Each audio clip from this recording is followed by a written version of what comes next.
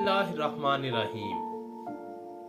आज का हमारा मजमून है मेरा घोड़ा। घोड़ा एक पालतू जानवर है। इसमें हम पहला फिक्रा पढ़ेंगे। नंबर 1 पर है, ये एक घोड़ा है। नंबर 2, ये मेरा घोड़ा है। नंबर 3, ये बड़ा बहादुर जानवर है।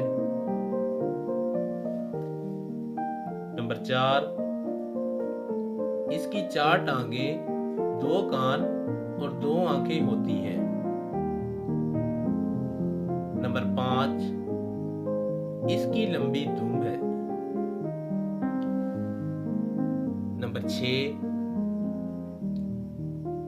इसकी गर्दन पर सुनहरी बाल होते हैं। नंबर 7, ये तेज दौड़ सकता है। नंबर 8, ये अपने मालिक का वफादार होता है। नंबर 9, ये घास और चने खाता है। घास मतलब सब्जा वगैरह।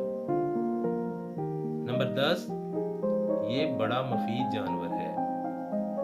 अगर आप लोगों को हमारी ये वीडियो अच्छी लगी हो तो हमारे चैनल को लाइक और सब्सक्राइब लाजमी कर दीजिएगा, ताकि न्यू वीडियो जल्द से जल्द आप तक पहुंचा सके।